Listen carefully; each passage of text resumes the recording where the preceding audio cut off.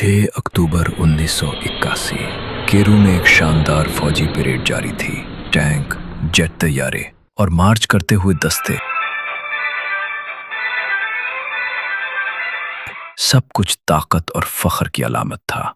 और स्टेज पर बैठे थे अनवर सादात, एक ऐसा रहनुमा जिसने जंग भी लड़ी और अमन का मुआहदा भी किया। मगर उसी शान और शौकत के पीछे एक खामोश साजिश तैयार हो रही थी। परेड के दौरान एक फौजी गाड़ी स्टेज के सामने आकर रुकी। सबने समझा ये भी एक मामूल की कार्रवाई है, लेकिन अगले ही लम्हे वो ही फौजी जो सलामी देने आए थे अचानक हमलावर बन गए। ग्रेनेड फेंके गए और फिर अंधाधुंध फायरिंग। चंद ही सेकंड्स में जश्न का मंजर मैदाने जंग में बदल गया। सदर सादात शदीद जख्मी हुए और कुछ ही देर बाद वो जानबर न हो सके। इसी हमले में सदर अनवर सादात समेत 10 दीगर लोग, फौजी अफसरान, हुकूमती शख्सियात और गैर मुल्की मेहमान हलाक हुए। हमलावरों में शामिल था खालिद इस्लामबोली, एक फौजी अफसर जिसने अपने साथियों के साथ मिलकर यह हमला किया। उनका कहना था कि यह हमला सादात के उस फैसले का बदला था जब उन्होंने इजराइल के साथ अमन मुआहिदा किया। लेकिन अंजाम ज्यादा देर नहीं। तमाम हमलावर या तो मौके पर मारे गए या गिरफ्तार होकर बाद में सजाए मौत दी गई। ये वाकया सिर्फ एक कत्ल नहीं था, ये एक पैगाम था कि कभी कभी सबसे बड़ा खतरा बाहर से नहीं, अंदर से आता है।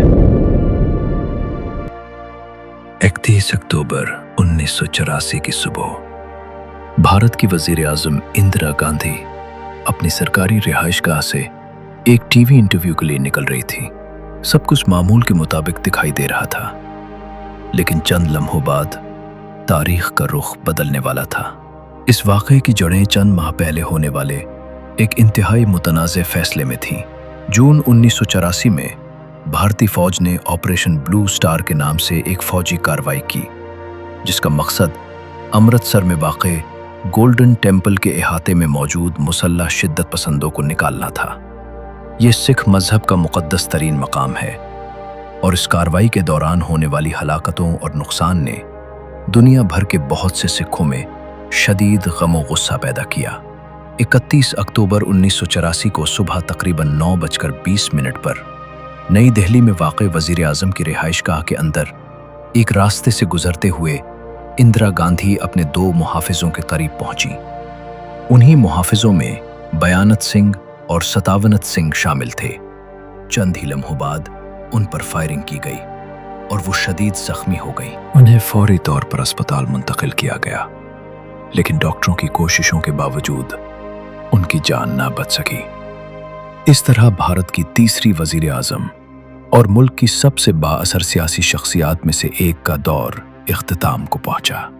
वाक़े के फौरन बाद सिक्योरिटी एहलकारों ने दोनों हमलावरों को काबू में लिया।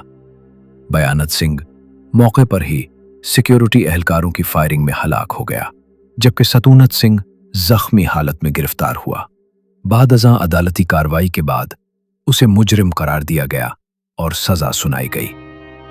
इंदिरा गांधी के कत्ल के बाद भारत के कई इलाकों में शदीद फसादात फूट पड़े, जिनमें हजारों अफराद जान से गए। ये वाक़या न सिर्फ भारतीय सियासत बल्कि पूरे जनूबी एशिया की तारीख के अहम तरीन और अलमनाक वाक़यात में शुमार किया जाता है।